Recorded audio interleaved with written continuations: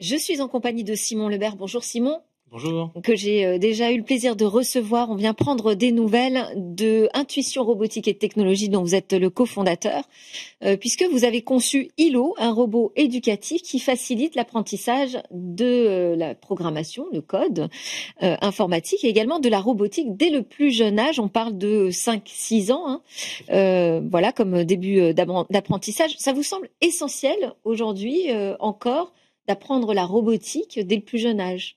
Oui, ça, Pourquoi? moi ça me semble essentiel et ça l'est aussi C'est votre passion, mais pourquoi ça vous semble essentiel? pour la compréhension du monde de demain. Il y a trop de gens aujourd'hui, la technologie est partout et il y a très peu de gens qui la maîtrisent.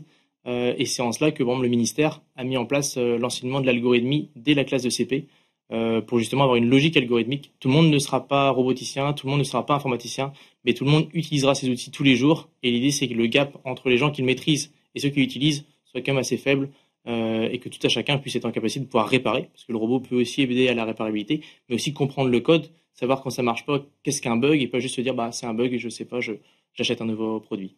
Alors, vous êtes venu avec Hilo en plateau. Tout à Il fait. est tellement mignon.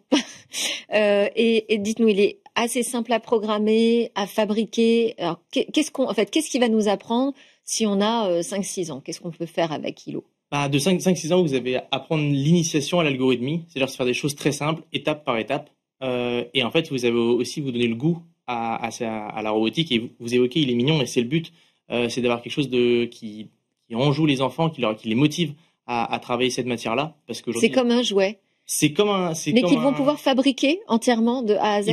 et en tout cas, ils peuvent le démonter, Ils le peuvent le démonter. remonter. Les pièces sont open source. Vous avez évoqué tout à l'heure par rapport à l'open source, c'est important. Ouais. Les pièces sont open source, c'est-à-dire qu'ils peuvent aussi, quand ils sont plus grands, refabriquer des accessoires ou modifier des pièces existantes du robot. L'idée, c'est que ça soit vraiment un outil pour l'enseignement.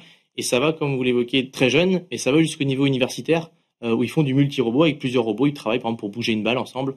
Et on fait aussi niveau collège, lycée. L'idée, c'est d'avoir un robot qui suit l'élève pendant toute sa scolarité pour le monde de la robotique et de la programmation. Et qui suit les enseignants, parce que ça, si vous mettez ça entre les mains d'un élève, ça veut dire que l'enseignant, il est capable de les accompagner. Et c'est peut-être le plus gros challenge pour Ouais. pour la classe de primaire.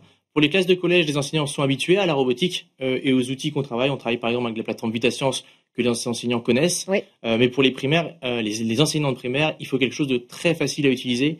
Et le robot, c'est le cas. En quelques secondes, le robot est démarré, il est connecté à l'application mobile qui est dédiée. Et on va rentrer tout de suite dans la pédagogie. Parce qu'on sait que quand on a une classe en face de soi, c'est très compliqué si jamais technologiquement ça marche pas. On a fait en sorte que ce soit rapide et facile et intuitif. Et là, le Hilo qui est avec nous en plateau, il sait se déplacer. Et qu'est-ce qu'il sait faire là? Il peut nous faire un petit show? Il peut faire un petit show. Alors, Ouais. il a la particularité, en fait, c'est des roues mécanomes du robot. Donc, c'est les roues qui Ah, il lui marche comme permettent. un crabe un peu. Il peut aller comme un crabe, souvent les gens disent ça. Et forcément, après, on peut gérer en rotation, on peut faire vraiment ce qu'on veut avec le robot. Et l'idée, c'est d'avoir un robot qui soit vraiment facile à contrôler. Donc, au début, c'est que de la commande. Et puis après, la question, c'est comment est-ce que je vous l'amène, quoi. Ouais. En évitant mon téléphone. Donc, il va devoir avancer. Et donc, il y a une réflexion. Tu dis, bah, il va avancer 2 fois. Après, il va tourner. Après, il va essayer sur la gauche. Et là, donc là, on n'est que dans le déplacement. Et après, on initie avec les capteurs. Donc, on peut se dire, bah, il va avancer tant que j'ai mon téléphone. Et là, l'idée, c'est d'avoir un robot qui soit très précis. Aujourd'hui, les produits qui sont en classe sont souvent des jouets qui sont amenés pour de la pédagogie. Nous, c'est un robot, vraiment, d'un point de vue robotique, qui est amené pour de la pédagogie. Alors, vous l'avez dit, il est réparable, il est open source, il est aussi fabriqué en France. C'est vrai, c'est vrai. Mais vous avez des ambitions à l'international. Vous avez lancé une Donc, opération avec Kickstarter, oui, tout à un fait. appel à financement. Un appel à financement, l'idée, c'est de... Bon, Kickstarter, aujourd'hui, c'est une plateforme pour lancer des produits, mais où souvent, en fait, les produits sont un peu déjà existants. L'idée, c'est de faire une vraie promotion. Donc, c'est le marché américain. Effectivement, on est Donc, fabriqué vous en France. visez comme ça tout de suite directement les États-Unis. C'est le plus gros marché pour la robotique. C'est aussi une vitrine quelque part. Ouais. Et ça va nous permettre, et ça nous permet aujourd'hui d'avoir des revendeurs qui s'intéressent à nous, par exemple dans l'Europe de l'Est, pareil sur le continent africain. Et l'idée, c'est d'avoir un robot qui puisse être un peu un robot de jauge où les enfants peuvent faire des compétitions. Et c'est vraiment le souhait qu'on monte une compétition qui s'appelle Hilo Cup. On commence à mettre en place. Ok, génial. Et, ouais, et le robot sera le robot de jauge. Et il y aura tous les niveaux primaire, collège, lycée. Mais aujourd'hui, vous êtes soutenu par l'éducation nationale, déjà? On est soutenu par l'éducation Sans nationale. parler Alors, des élèves, vous êtes déjà en classe, dans on, certaines classes? Tout à fait, on est déjà en classe, dans certaines classes, dans certains lycées, certains collèges, certaines écoles primaires. On est soutenu aussi financièrement par l'éducation nationale, alors pas pour le projet Hilo Robot, mais pour un produit qui s'appelle Wood2Bot, que peut-être j'aurai l'occasion de venir présenter ici, qui est plus axé pour le primaire encore, et qui fait de la programmation sans écran. Et là, on est soutenu par le ministère.